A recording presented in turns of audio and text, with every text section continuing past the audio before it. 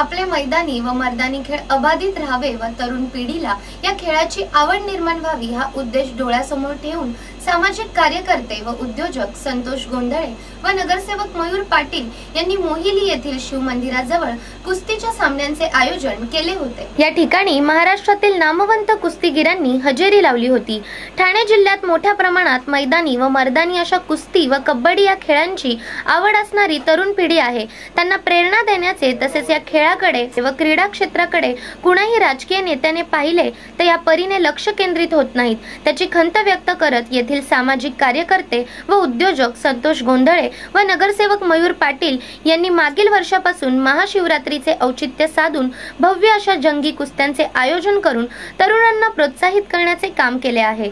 या कुस्तीकरिता ठाणे जिल्ह्यातील कल्याण, मुरबाड, शहापूर, भिवंडी, वाडा, बदलापूर, अंबरनाथ, उल्हासनगर तसेच मुंबई, कोल्हापूर, सांगली, सातारा आदी ठिकाणांहून महाराष्ट्राच्या कानाकोपऱ्यातून विविध स्पर्धक या ठिकाणी आले होते। या कार्यक्रमाचे सूत्रसंचालन शिवाजी गोंधळे व मारुती पाटील यांनी केले। अशा प्रकारच्या स्पर्धा आम्ही आमच्या तालुक्यात सतत खेळवत राहू असे आयोजक संतोष गोंधळे व मयूर पाटील यांनी व्यक्त केले। Bureau report, India TV news.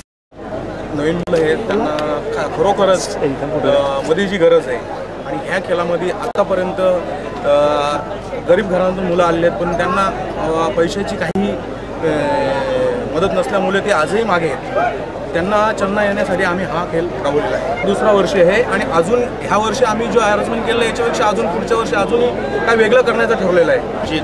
जंगी कुस्त्याचे सामने आयोजन करण्यात आलेले आहेत। या शिवसाहेब मित्र मंडळाच्या अध्यक्ष माननीय उद्योगपती मोहिली गावचे सुपुत्र संतोषजी गोंधळे भाई उर्फ भाई यांनी हे जे आयोजन केलेले आहे या ग्रामीण भागामध्ये आपल्या कुस्तीपटूंना एक प्लॅटफॉर्म हा तयार केलेला आहे शिवसाहेब मित्र मंडळाच्या मार्फत आणि या येणाऱ्या काही दिवसांमध्ये तसेच या मंडळाचे हे दुसरे वर्ष आहे। गेल्या वर्षी अशाच प्रमाणे जोमामध्ये कुस्त्यांचं आयोजन केलेलं आहे आणि त्याच्यापेक्षा जोमाने यावर्षी त्याचे आयोजन केलेलं आहे आणि येणाऱ्या वर्षांमध्ये या कुस्त्यांचे पूर्ण महाराष्ट्रामध्ये